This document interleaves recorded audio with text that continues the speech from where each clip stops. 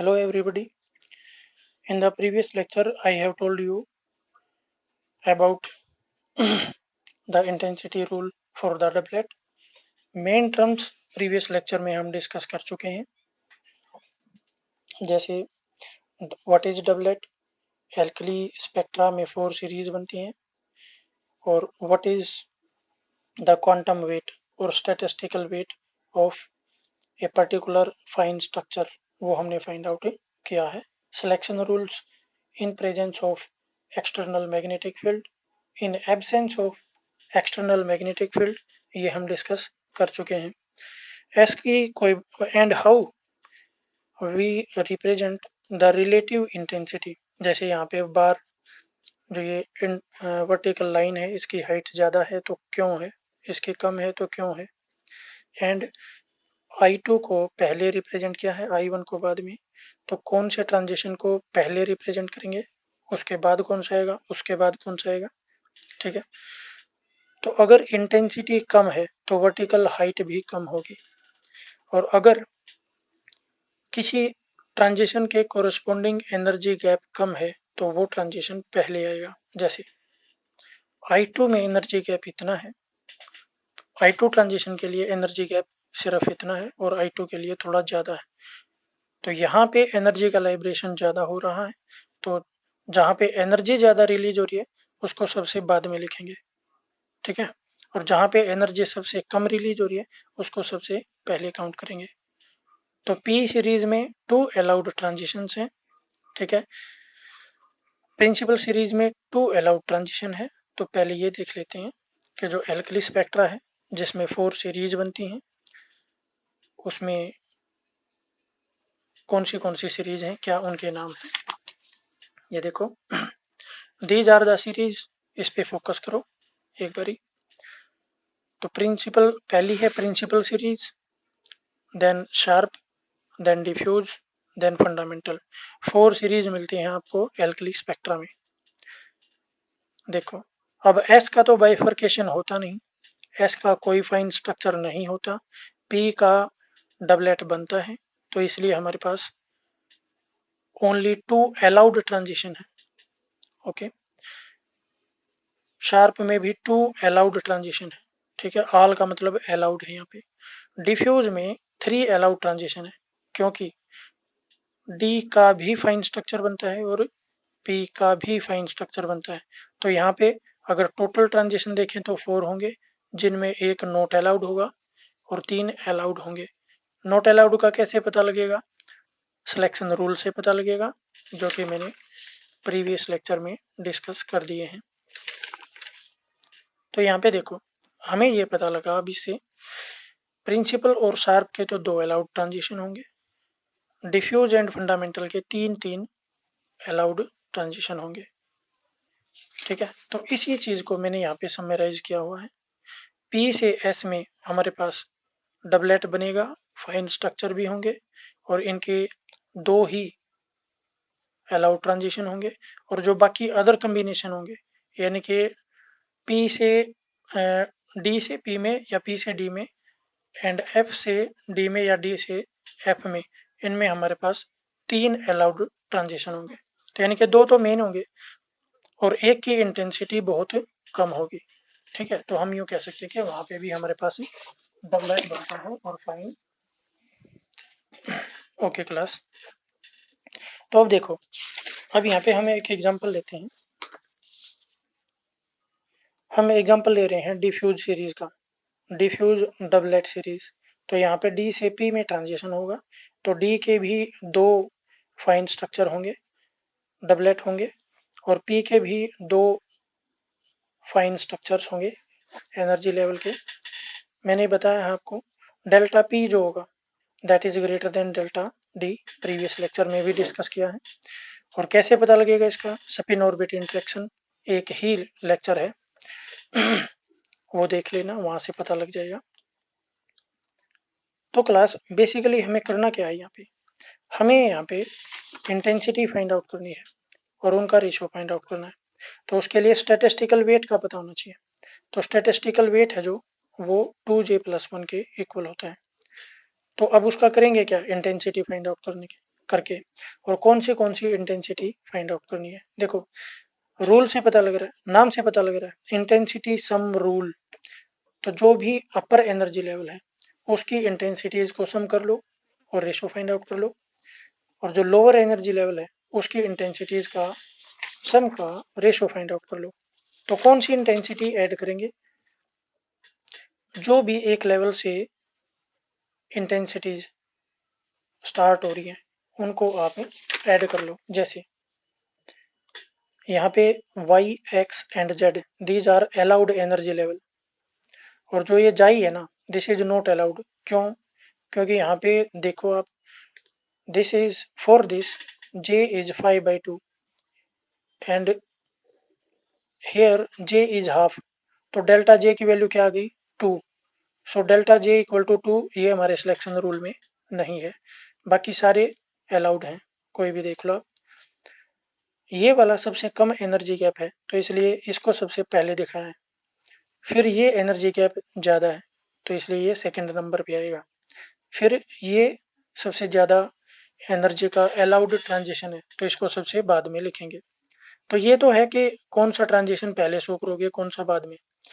अब बारी आएगी किसकी हाइट ज़्यादा होगी, तो उसके लिए हमें इंटेंसिटी रेशो का पता होना चाहिए। तो उसके लिए हम फाइंड आउट करेंगे sum of intensity starting from an energy level. देखिए जैसे ये मेरा अपर एनर्जी लेवल है, डी एनर्जी लेवल, ये इसका डबलेट है। तो यहाँ पे जो डी 5/2 से इंटेंसिटी स्टार्ट हो रही है उनका सम कर लो। मान लो इस वाले ट्रांजिशन की इंटेंसिटी x है और इस वाले की जाई है, तो इनका सम कितना हुआ x प्लस जाई। तो मैं यहाँ पे लिख रहा हूँ साथ के साथ, ये देखो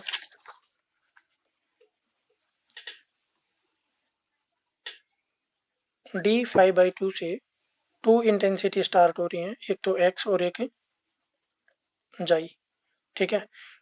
तो ये इंटेंसिटी का जो सम है, sum of intensity starting from a particular energy level is directly proportional to statistical weight of that level. तो इसका स्टैटिस्टिकल वेट कितना होगा, देखिए स्टैटिस्टिकल वेट फाइंड आउट करने के लिए आप क्या करेंगे 2j + 1 की वैल्यू फाइंड आउट करेंगे। तो इस स्टेट में j हमारे पास 5/2 है तो यहाँ पे पुट कर दो, so it will give you 6। ये देखो यहाँ पे लिखा हुआ है। इसी तरीके से अब d3/2 से जो इंटेंसिटी स्टार्ट हो रही है यानी कि x, y एंड z, तो इनका जो सम होगा यानी कि y plus z, this is equal to y plus z, किससे स्टार्ट हुई है d3/2 से। तो d3/2 का स्टेटिस्टिकल वेट क्या होगा 4, फाइंड आउट कर लेना, ठीक है। ये फॉर्मूला यूज करके 2j + 1 फॉर्मूला यूज करके, तो मेरे पास एक इक्वेशन बन गई यहाँ पे x प्लस जाई, और जाई क्या है नॉट अलाउड, तो इसलिए इसकी इंटेंसिटी क्या पुट कर दोगे 0। तो मेरे पास आ गया x + 0 divided by y plus z, this is equal to, इसका स्टैटिस्टिकल वेट कितना आया था 6, तो यहाँ पे आ जाएगा 6 देन बाई 4, तो ये आ जाएगा 3/2। तो इस तरीके से आप इंटेंसिटी सम रेशो फाइंड आउट कर सकते हैं। अब आप आ जाओ लोअर स्टेट में, तो लोअर स्टेट में है p 3/2 एंड p हाफ, ठीक है। तो अब देखो ऊपर से तो जो इंटेंसिटी स्टार्ट हुई थी वो हमने ऐड की, यहाँ से स्टार्ट हो रही थी x एंड जाई, और यहाँ से स्टार्ट हो रही थी d3/2 से स्टार्ट हो रही थी y एंड z, तो इनका रेशो हमने फाइंड आउट कर लिया। अब हम आएंगे लोअर स्टेट पे जो कि p है। तो p का जो अपर स्टेट है यानी कि p 3/2, यहाँ पे दो इंटेंसिटी आ रही है, एक तो y और x, ठीक है। तो मैं लिखूंगा y plus x, sum of intensity ending at energy level at a particular energy level is directly proportional to its statistical weight. तो इस एनर्जी लेवल का स्टैटिस्टिकल वेट कितना होगा, देखिए j की वैल्यू 3/2 है तो स्टैटिस्टिकल वेट कितना आ जाएगा इसका 4। अब यहाँ पे आ जाओ, अब इसके लोअर एनर्जी लेवल पे आ जाओ, तो यहाँ पे j की वैल्यू कितनी है हाफ, तो इसका स्टैटिस्टिकल वेट कितना होगा 2। अब ये देखो यहाँ पे कौन से ट्रांजिशन एंड हो रहे हैं, एक तो z और एक जाई, तो मैं लिखूंगा z प्लस जाई, this is equal to statistical weight that is 2। Clear. और जाई को क्या पुट कर देंगे 0, क्योंकि ये नॉट अलाउड है। तो इनका देखिए सम ऑफ इंटेंसिटी फाइंड आउट कर लिया और इसका रेशो कर दो, यानी कि y plus x divided by z, this is equal to 4/2 यानी कि 2/1। क्लियर। तो मेरे पास दो इक्वेशन बन गई, दिस इज इक्वेशन बी और एक अपर लेवल के लिए इक्वेशन नंबर ए।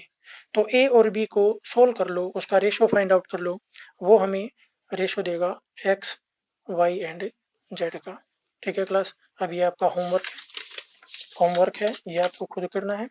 ठीक है, आप पॉज करो और इसको फाइंड आउट कर लेना। देखिए, तो इंटेंसिटी सम रेशो फाइंड आउट करने के लिए पहले तो अपर लेवल को सोल्व किया है, उसके बाद फिर लोअर लेवल को सोल्व किया है, और ये एक्सप्लेन कर रखा बड़े प्यार से, इसको आप देख लेना।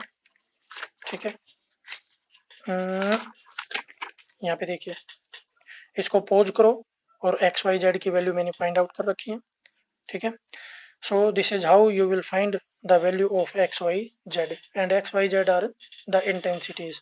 अब देखिए इसको डिनोट कैसे करोगे, यहाँ पे मेरे पास आ गया एक्स वाई जेड का रेशो है 9:1:5, तो मैं लिख लेता हूँ यहाँ पे x ratio y ratio z, this is equal to 9:1:z। तो सबसे ज्यादा इंटेंसिटी किसकी है, एक्स की। ठीक है, तो एक्स वाला जो पीक है ना, देखिए एक्स के नीचे जो पीक बनाओगे वो सबसे ऊंची होगी। ठीक है, उसके बाद फिर हमारे पास आएगा ये 5 है। ठीक है, तो जेड के लिए हमारे पास क्या आया 5, तो जेड कहाँ पे है देखो, ये है जेड, तो जेड की दूसरे नंबर पे है, और सबसे कम हाइट की जो पीक है वो कौन सी होगी 1। समझ पा रहे हैं। तो ये इंटेंसिटी लो है, जब आप हाई रिजोल्विंग पावर का इंस्ट्रूमेंट यूज करेंगे तभी आपको ये इंटेंसिटी अपीयर होगी। ठीक है, तो जो ऑर्डिनरी इंस्ट्रूमेंट है उससे आपको डबलेट ही मिलेगा, दो ही पीक नजर आएंगे। बट आप हाई रिजोल्यूशन पावर का इंस्ट्रूमेंट यूज करेंगे तो आपको ये जो छोटी सी एक पीक और मिलेगी, इस पीक को बोलते हैं सैटेलाइट पीक। ठीक है, so this is how you can find out the intensity ratio। ये इसका सॉल्यूशन है, इसको पॉज करके आप देख लेना। ये मैंने डायरेक्टली इनकी इंटेंसिटीज नोट कर रखी हैं यहाँ पे, आप खुद इसको प्रैक्टिस करें, इनकी इंटेंसिटीज फाइंड आउट करें। अगर प्रॉब्लम आती है तो फिर भी पूछ सकते हैं आप।